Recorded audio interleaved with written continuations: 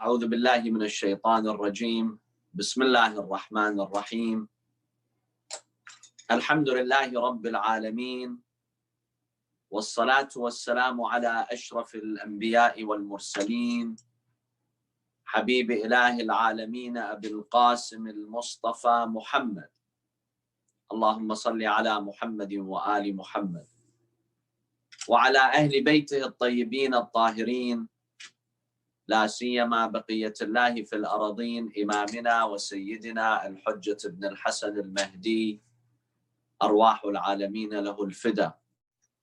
Tonight we will examine briefly the biography of the 11th Imam of Ahl al-Bayt, Al-Imam Al-Askary salawatullahi alayh, and learn about this great personality whom Allah subhanahu wa ta'ala has chosen to lead us. Al-Imam Al-Askary salawatullahi alayh was born in the year 232 after the Hijrah. And the Imam was martyred year 260 of the Hijrah. So for how long did the Imam live? 232 until 260, that's 28 years. He did not live long. At age 28, the enemies of Allah poisoned him and killed him. And this shows that the later Imams of Ahl al-Bayt, they were persecuted and killed at a very young age. We've already examined before Al-Imam al-Jawad alayhi salam, how he was the youngest Imam to be killed. It seems those evil caliphs of Bani al-Abbas, they could not wait for the Imams to grow older. They were so vicious, they wanted to eliminate the proof of God as soon as they had the chance. But they had a plan, and Allah has a plan, and Allah is the best of planners. Al-Imam Al-Hassan Al-Askary alayhi salam was 2 years old when he had to move from Medina to Samarra. Al-Imam Al-Hadi in year 234 was summoned by the Abbasid Caliph. He summoned him to go to Samarra. And Samarra was basically a military base that the Abbasids has established. And they made it the seat of their government. And the reason why that happened is during the era of the Abbasids, many Turks came, many troops who were Turks, they came to Baghdad, and these people were savages. They were vicious. They would go, they would see a woman on the street, they would harass her. Anything they could get their hands on, they would confiscate it. So the people of Baghdad went to the Abbasids and they told them, look, this is not acceptable. If your troops keep harassing us like this, we're going to rebel against you. So that's why they moved their military and political capital from Baghdad to Samarra. And so Imam Ali al-Hadi alayhi salam was summoned to Samarra. In our last discussion, we examined the life and the biography of Imam al-Hadi. Imam Hassan al-Askary was 2 years old when he went with his father to Samarra. Of course, most of the time of Imam al-Hadi alayhi salam was away from his family. Sometimes he would be accompanied by his son Imam al-Hassan al-Askary. Imam al-Hassan al-Askary, when it comes to his imamah, his official role of being imam, it did not last long. That's because Imam al-Hadi alayhi salam in the year 254, at age 42, so year 254 after the Hijrah, at age 42, Imam al-Hadi alayhi salam was poisoned in Samarra.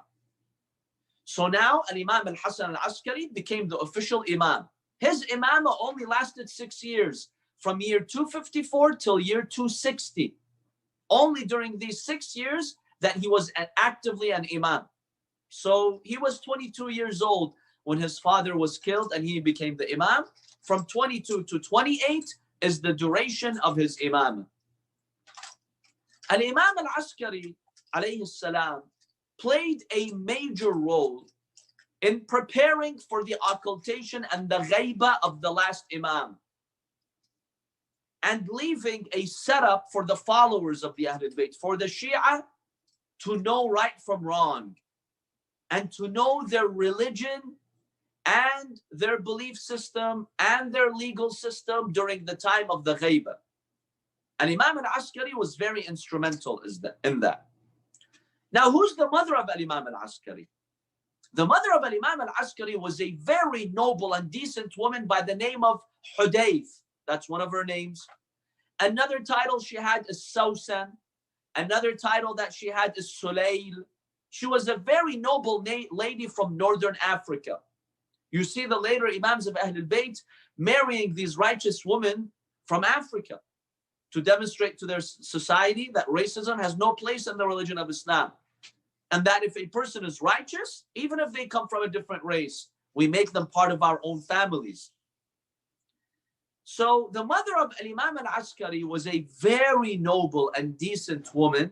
Her name was Sayyida Hudayth. In fact, we have narrations that Imam Al-Askary had asked his mother, Lady Hudayth, to take care of the young Mahdi after he was born.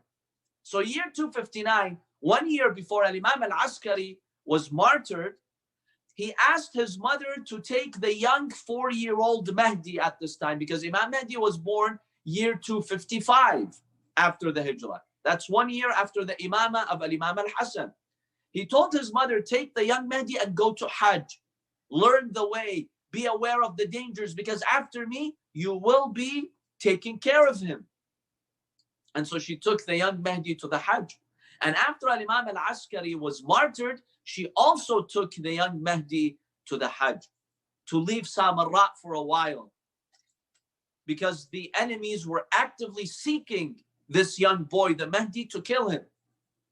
So for a long time, Lady Hudayth, the mother of Imam Al-Askary, she acted as the liaison, the representative of Imam Al-Mahdi. Sometimes when Shia had questions or they were stuck in a situation, they would come to Lady Hudayth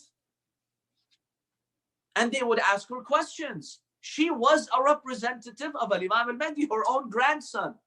Imagine the position Allah subhanahu wa ta'ala had given her.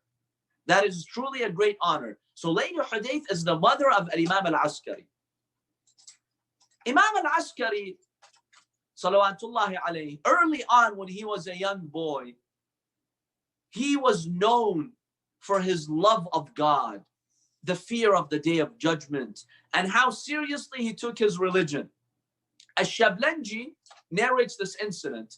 He says one day Bahlul or Buhlul, he passed by a group of kids. They had toys, they were playing, they were happy. He noticed one of those boys, one of those kids, he was sad. It's as if he was crying. So he approached him and he told him, what's the matter? Why are you crying? Is it because you lack something? Do you want toys? Tell me, I'll make it available for you. He said, no, I'm not crying because of toys. You think God created me to play? And then he cited a verse in the Holy Quran that Allah created this whole universe with purpose. Don't think that there's no purpose. I have a purpose, and my purpose is to worship God. And just now I remembered the Day of Judgment. And the image of the Day of Judgment is what makes me sad at this point. Bahlul was shocked.